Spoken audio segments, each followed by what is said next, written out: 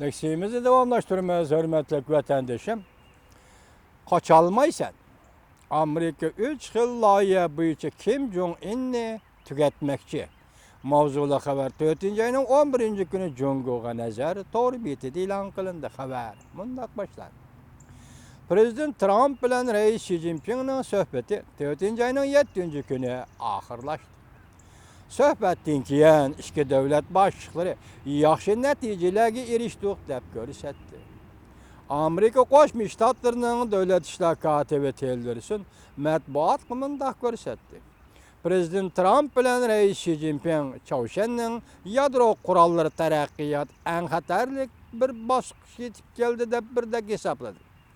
Amaliyotda Reis Xi Jinping bilan Prezident Trump söhbetidan burun Amerika Qo'shma Shtatlari Bexatarlik komiteti Prezident Trump'a 3 yil loyiha ko'rsatib, Chawshanning yadro qurollari planiga taqobil turishni, yana jumladan yadro qurollari Kim Jong-unni yo'q qilish, maxfiy harakat qatorliq 3 tarafni o'z ichiga oldigan bu loyihani Prezident Trump'a yollagan edi, sunilgan edi.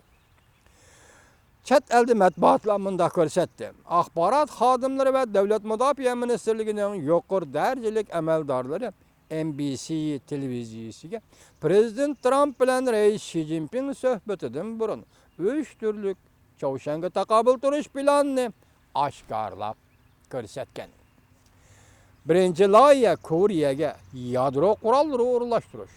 25 yıl burun Amerika Koreyadan bu qurollarni chekindirib chiqib ketgan. Ayni chaqda Koreyada yadro qurolları vardı Amerika Qo'shma Shtatlarining. So'q munosabatlar urushi oxirlashgandan keyin bo'lib Rossiya yemirilgandan keyin, Sovetlar yemirilgandan keyin Amerika bu qurollarni bu yerdan chekindirib chiqib ketgan edi. Ya'ni 25 yil burun chekindirib chiqib ketgan edi. Endi bu qatim qo'yilgan 3 parcha loyihaning biri yadro qurollarini Koreyaga elib kirish. İkinci loyiha Chawshanning mustabid davlat boshlig'ini va uning yadro qurollari va raketalarga mas'ul yuqori darajalik rahbarlarni bir taraf qilib etish. Mo'lcharligi bo'lmaydigan intayin xatarlik davlat rahbarlariga duch kelganda uni yo'q qilib etish intayin yetarli taktikadir. Lekin ish yuz bergandan keyin yana nima ish yuz berdi? Bilgili bo'lmaydi.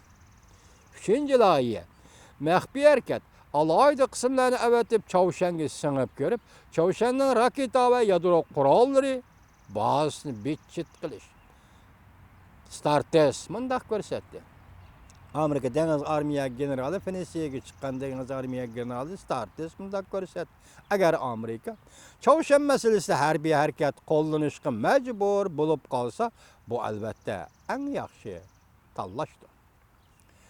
O'tgan haftaning 6 kuni aslida Avstraliya ketayotgan Carvinson belgilik Av-Amatka zarbadorlar guruhi 7 skadron boshqarishidagi Chawshan yerim orli suv yuziga yetib keldi. Kim Jong-unning ig'vogarchiligini to'sishni maqsad qilib, shundaqla Junguni qurishaydigan g'arazimi bor edi. Koreya davlat mudofaa ministrligining bayonotchisi mundaq ko'rsatdi. Biz diqqat qilyapmiz. Chawshanning ig'vogarchiligiga taqobil turishga tayyorlanib qo'ydik. Bu oyda Chawshanda ko'p siyosiy harakatlar yuz berdi. Chawshan yana bir qatim yadro sinaq qilishi mumkin deb ko'rsatdi Koreyaning davlat mudofaa ministri.